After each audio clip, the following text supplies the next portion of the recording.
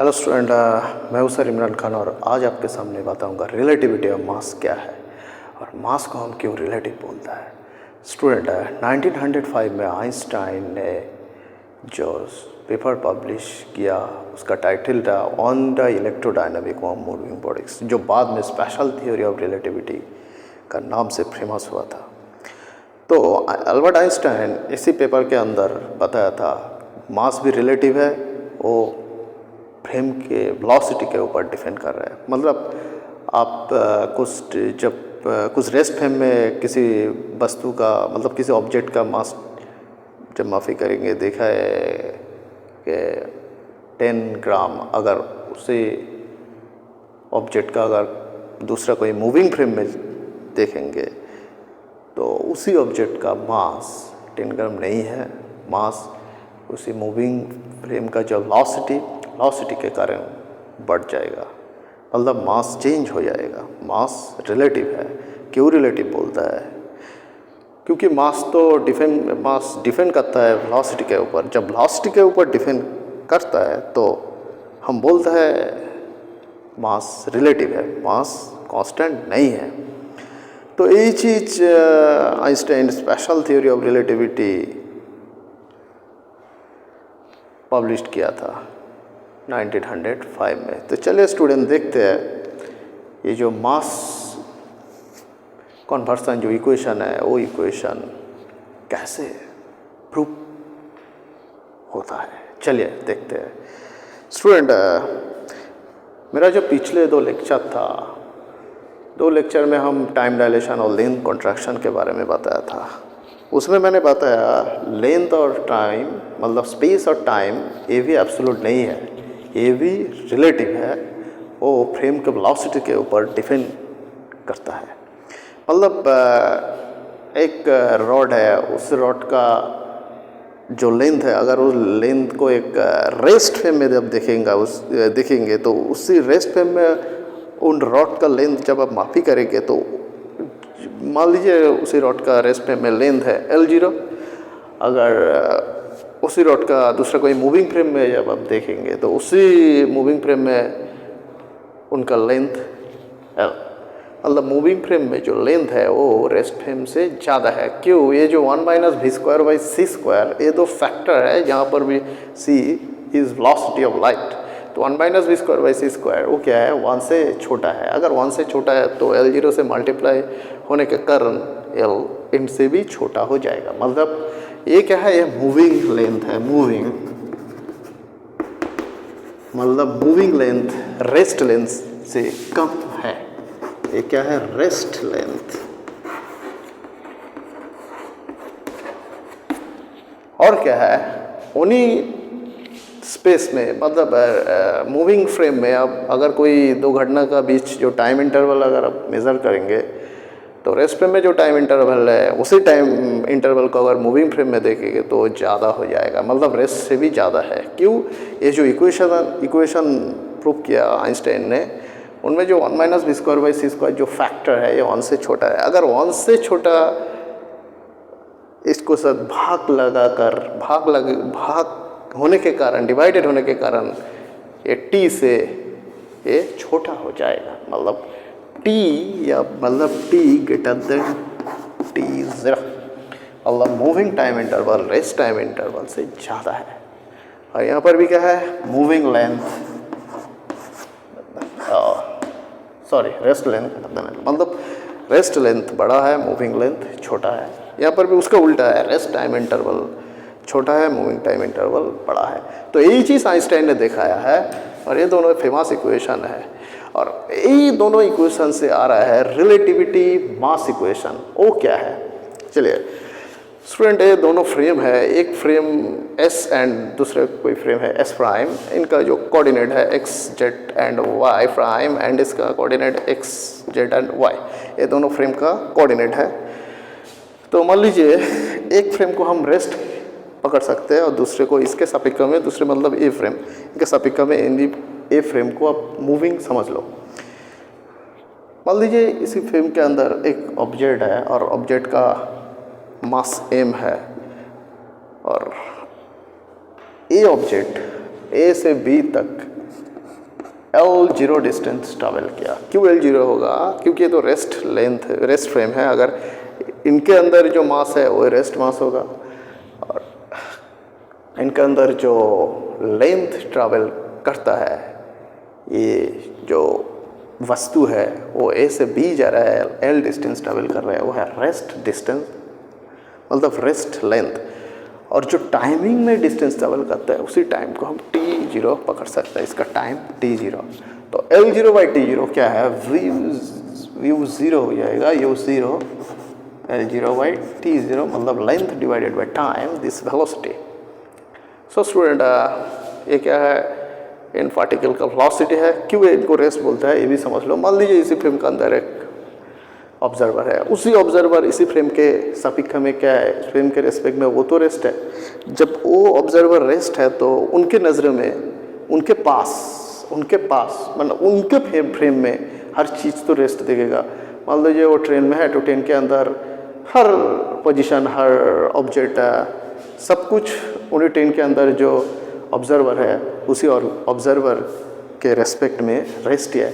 तो अब इसको ट्रेन भी समझ सकते हो। ट्रेन के अंदर अगर ये व्यक्ति है तो व्यक्ति ट्रेन के सापेक्ष में रेस्ट है, और व्यक्ति के सापेक्ष में ट्रेन के अंदर किसी वस्तु का मास भी रेस्ट दिखेगा। किसी ऑब्जेक्ट का जो लेंथ है वो उनकी सापेक्ष में वो तो रेस्ट है, और उनके ऑब्जर्वर के रेस्पेक्ट में ये लेंथ को L0 लेंथ, रेस्ट लेंथ बोलता है। तो स्टूडेंट, ये वेलोसिटी v0 L0/t0, और उनकी सापेक्ष में ये तो फ्रेम v वेलोसिटी से पॉजिटिव x डायरेक्शन एक्सिस बराबर चल रहा है। तो एनी ऑब्जेक्ट, मतलब ये ऑब्जेक्ट को अगर दूसरा कोई फ्रेम में जब हम देखता है, मतलब ये मूविंग फ्रेम है, तो ऑब्जेक्ट का मास, हम मूविंग मास को m डिनोट करता है, और मूविंग लेंथ को L, और मूविंग टाइम इंटरवल को t, मतलब ये तो रेस्ट। दूसरे फ्रेम में तो मूविंग दिखेगा, और का जो वेलोसिटी है वो है v। और एक बात है, ये दोनों फ्रेम में मोमेंटम बराबर है, क्योंकि एक्सटर्नल तो कोई फोर्स अप्लाई नहीं हो रहा है। जब एक्सटर्नल फोर्स अप्लाई नहीं हुआ है तो कन्वर्जेंस ऑफ मोमेंटम जो थ्योरम है, उसी थ्योरम के हमने जाना गया, अगर कोई एक्सटर्नल फोर्स कोई ऑब्जेक्ट का ऊपर ना लगे तो उन ऑब्जेक्ट का मोमेंटम सेम रहे। मतलब एक ऑब्जेक्ट v वेलोसिटी से चल रहा है तो उनका ऊपर कोई एक्सटर्नल फोर्स नहीं लगा है, तो क्या है, उनका जो इनिशियल जो मोमेंटम है और फाइनल जो मोमेंटम है, ये दोनों मोमेंटम बराबर है, क्योंकि उनका ऊपर कोई एक्सटर्नल फोर्स अप्लाइड नहीं हुआ है। तो वही जो इवेंट इसी पर भी हो रहा है। मतलब ये दोनों तो फ्रेम है, फ्रेम के ऊपर ये मोमेंटम भी आ रहा है, वेलोसिटी आ रहा है, सब कुछ एक दूसरे फ्रेम के देखने के ऊपर।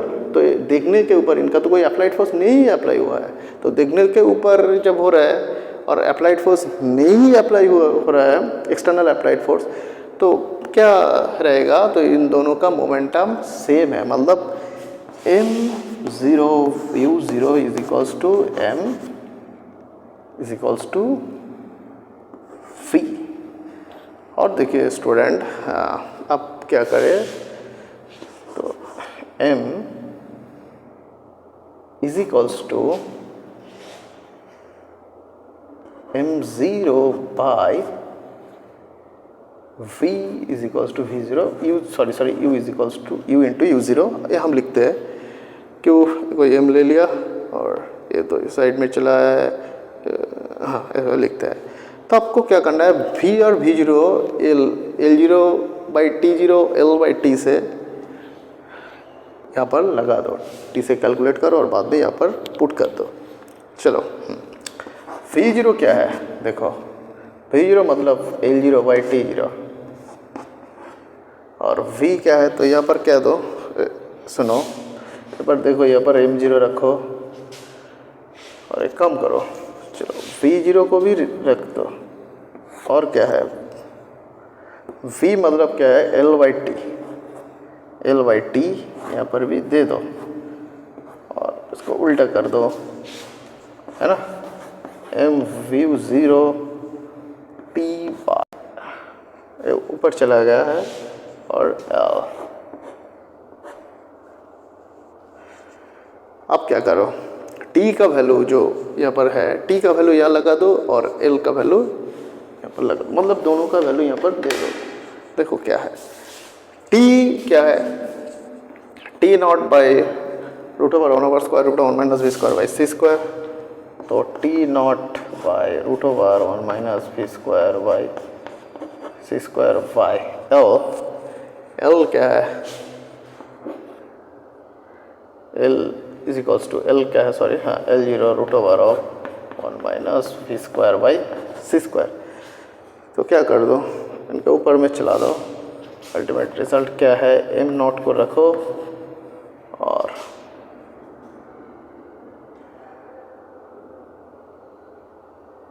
वी ज़ीरो को रखो